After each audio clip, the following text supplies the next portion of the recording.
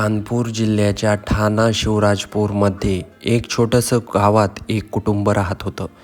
या कुटुंबामध्ये 13 डिसेंबर 2024ला लग्नाला जायची तयारी चालू होती. सर्व कुटुंब एका लग्नाला जायचं होतं, पण त्याच दिवशी त्या मुलीनं किशोरी सर्वांना लग्नाला जायला नकार दिला. घरातल्यांनी त्यांना खूप समजावलं, पण तरी पण सर्वजण लग्नाला जातात. 14 डिसेंबर 2024ला जेव्हा सकाळी लग्नावरून संपूर्ण कुटुंब घरी येतं, त्यानंतर त्यांनी दरवाजा वाजवला. खूप वेळेस दरवाजा वाजून पण किशोरी दरवाजा उघडत नव्हती. त्यामुळे कुटुंब खूप चिंतेत पडतं. मग घरचे दरवाजा तोडतात. जेव्हा सर्व कुटुंबामध्ये जेव्हा आतमध्ये जातात, तेव्हा त्यांना दिसतं की त्यांची मुलगी मृत अवस्थेत पडलेली आहे. त्यातल्या त्यात किशोरीच्या अंगावर एक पण कपडा नसतो. त्यामुळे घरचे पण खूप मोठ्याने रडायला लागतात. त्यानंतर कुटुंबातील एकजण पोलिसांना या गोष्टीची माहिती करतो. कानपूर पोलीस लगेच घटनास्थळी पोहोचतात. पोलीस जेव्हा येतात तेव्हा चौकशीला सुरुवात करतात. 17 वर्षाची किशोरी ही नग्न अवस्थेत असल्यामुळे पोलीस सर्वात आधी तर घरच्यासोबत चौकशी करतात. तेव्हा घरचे बोलतात, आम्ही लग्नाला गेलो होतो, पण आम्ही 5 वर्षाची मुलगी किशोरीला जोड म्हणून सोडली होती, कारण ती एकटी घरी होती. पोलीस 5 वर्षाच्या मुलीला विचारतात, काय झालं नेमकं? तर मुलगी सांगते की किशोरी 7 वाजेपर्यंत व्यवस्थित होती, पण 7 वाजेनंतर तिला काय झालं काय माहिती. त्यानंतर पोलीस फॉरेन्सिकवाल्यांना बोलून घटनास्थळी पाहणी करायला लावतात आणि काही मिळतंय का हे बघायला सांगतात. फॉरेन्सिकवाले जेव्हा चेक करतात तेव्हा ते सांगतात की या मुलीसोबत जोर जबरदस्ती करण्याचे कोणतेच निशाण नव्हते.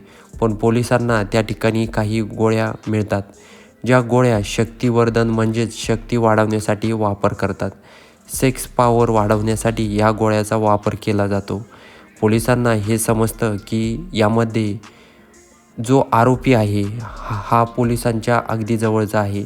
त्यानंतर त्या मुलीचे पोस्टमॉर्टमसाठी तिची बॉडी पाठवून देतात. पोलिसांना हे कळतं की या मुलीचा मृत्यू झाला आहे.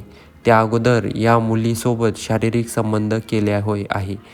त्यानंतर पोलीस मुलीची CDR तपासतात. CDRमध्ये शेवटचा कॉल 13 डिसेंबर 2024ला मुलींना एका नंबरवर केला होता. पोलीस जेव्हा त्या मुलीची डिटेल्स काढतात तेव्हा पोलिसांना समजतं की हा नंबर एका कुलदीप नावाच्या व्यक्तीचा आहे. कुलदीप आनेवाला या गावाचा राहणारा होता. त्याचबरोबर असं पोलिसांना समजतं, किशोरीचा मृत्यू ज्या ठिकाणी झाला आहे तिथून निवाळा गाव 20 किलोमीटर लांब होतं. पोलिसांसाठी हा मुलगा एक मजबूत साखळी होता. वेळ वाया न घालवता पोलीस त्या मुलाला त्या गावामधून अटक करतात. त्यानंतर पोलीस चौकशीला सुरुवात करतात. आधी तर तो काही बोलत नाही, तर या संपूर्ण गोष्टीचा तो मुलगा पूर्णपणे खुलासा करतो. नंतर तो सांगतो, त्यानंतर तो मुलगा पोलिसांना सांगतो की 3-4 महिन्यापासून आमची ओळख आहे आणि ओळखीमध्येच आम्ही एकमेकांवर प्रेम करतो. त्यानंतर ती मुलगी सांगते 13 तारखेला घरी कोणीही नाही आहे, तू मला भेटायला येऊ शकतो, असं किशोरी कुलदीपला सांगते. कुलदीप 20 किलोमीटर चालत आपल्या प्रेमिकाला भेटण्यासाठी तिच्या घरी जातो. त्याचबरोबर घरी 8 वाजता तो पोहोचतो. पोहोचल्यानंतर काही शक्तिवर्धन गोळ्याचा तो सेवन करतो. त्या मुलीला पण तो देतो. त्याचबरोबर या गोळ्या घेतल्यानंतर जवळजवळ 3:30 पर्यंत दोघांचाही शारीरिक संबंध होतो. त्यानंतर किशोरीची तब्येत अचानक खराब होते. हे जेव्हा कुलदीपला समजतं तेव्हा कुलदीप तिला वाचवण्याचा पूर्ण प्रयत्न करतो. आग पण लावतो, पण या गोष्टीचा काहीही फायदा होत नाही. 3:30च्या आसपास किशोरी आपला जीव सोडते. कुलदीपला जेव्हा हे समजतं तेव्हा तो तिथून पळ काढतो. कुलदीपला पोलीस ताब्यामध्ये घेतल्यानंतर पॉक्सो अंतर्गत मुलाला शिक्षा होते. या प्रकरणामध्ये किशोरीची सहमती असो किंवा नसो, किशोरी ही नाबालिग होती.